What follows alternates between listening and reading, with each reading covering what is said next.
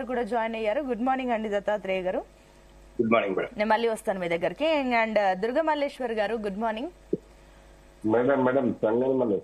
So చూస్తున్నాం ఏదైతే పరిస్థితి కూడా మరి దారుణంగా కనిపిస్తుందో తెలంగాణ రాష్ట్రంలో ఈ వర్షాల వల్ల కూడా కొన్ని గ్రామాలు అయితే జల దిగ్బంధంలో చిక్కుకున్న పరిస్థితి. మరోపక్క అటు రైల్వే ట్రాక్ కూడా దాని కింద నుంచి కూడా పూర్తిగా ఫ్లడ్ వాటర్స్ ఫ్లష్ చేసిన పరిస్థితి కనిపిస్తుంది. సో ఏమనుకుంటున్నారు ఈ పరిస్థితుల్లో, మీ అనాలిసిస్ ఏంటి? మేడం, ముందుగా స్థానంలో ఉన్నటువంటి మిత్రులకు మరి జీపీఎల్ ప్రేక్షకులకు నమస్కారం. ఇలా వర్షాల పరిస్థితి ఎట్లుందంటే మేఘాలకు చిల్లు పడిందా ఏంటి అనే ఒక అనుమానము రేకెత్తే విధంగా ప్రతి చోట ఎక్కడో ఒక జిల్లా మొత్తం అతలాకుతలమైనటువంటి పరిస్థితి మనం చూస్తా ఉన్నాం. ఎందుకంటే కామారెడ్డిలో జరిగినటువంటి బీభత్సము మనం కళ్ళ నిండా మరి విజువల్స్ లో చూస్తే కొంత భయానక వాతావరణం కూడా పడతా ఉన్నటువంటి పరిస్థితి మనకి దాపరించింది.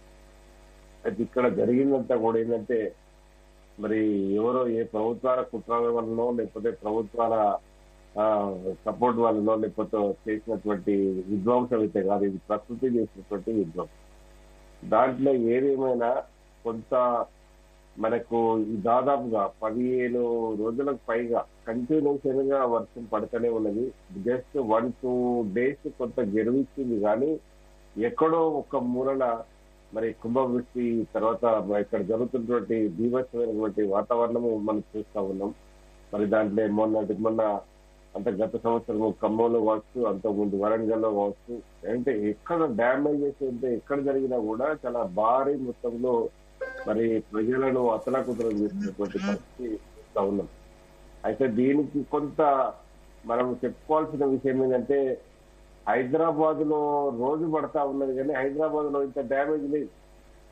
కొంత ప్రభుత్వం అప్రమత్తం చేయడమో లేకపోతే ప్రభుత్వం తీసుకున్నటువంటి హైడ్రా కారణంగా కొంత నాలాల వెంట ఉన్నటువంటి వాళ్ళను అప్రమత్తం చేసి కొంత వాళ్ళను మంచి రక్షణ స్థలాలకు తరలించడము ఇటువంటి కొంత జరిగినాయి.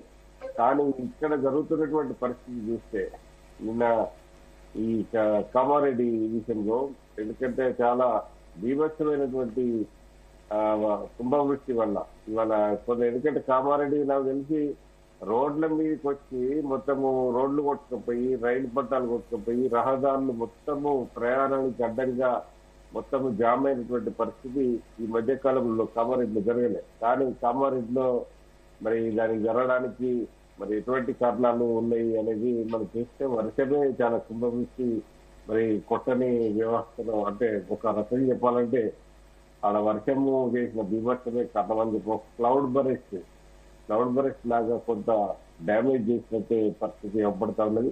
మనం క్లౌడ్ బరెస్ట్ బయట ఉత్తరాంచలో లేక ఇంకెక్కడో చూస్తూ ఉంటాము కానీ మనకు కూడా మరి జరిగినటువంటి సందర్భాన్ని మనం కొంచెం వేరే చేసుకోవాల్సిన అవసరం ఉంది. కాకపోతే ఇక్కడ ప్రతిపక్షాలు మాట్లాడుతున్నది ఏంటంటే ఈ క్లౌడ్ ఇంత భారీ బీభత్సం జరుగుతూ ఉంటే ఈ ముఖ్యమంత్రి గారికి లేకపోతే మంత్రులకు బీహార్ పోవాల్సిన అవసరం అయితే బీహార్ కు 1000 వచ్చారు వాళ్ళు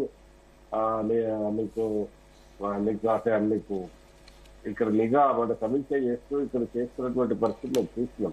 కానీ ఏమంటే ప్రతిపక్షాలు మాట్లాడాలి, వాళ్ళు అప్పటి అలర్ట్ చేయాలి కానీ పరిగెత్తుకొని ఈ రోజు ఇప్పుడు ప్రజలను ప్రతిపక్షాలు కూడా కాపాడేటువంటి పరిస్థితి తీసుకురావాలి. ఎందుకంటే గతంలో బీఆర్ఎస్ గవర్నమెంట్ లో ఉన్నప్పుడు కేటీఆర్ కూడా మీకు హైదరాబాద్ మహానగరంలో మరి పర్యటించి కొంత దాన్ని చక్కదిద్దే ప్రయత్నం చేసినప్పుడు కూడా ఇదే అంటే ప్రతిపక్షాలు ఏం చేస్తున్నాయి అనే దాని మీద అంటే ఎవరు ప్రభుత్వంలో ఉన్నా కూడా ఇటువంటి విమర్శలు పోతా ఉంటారు కానీ వారు చేసే పని మీద శ్రద్ధ చూపెట్టేటువంటి పరిస్థితి అవపడతాను.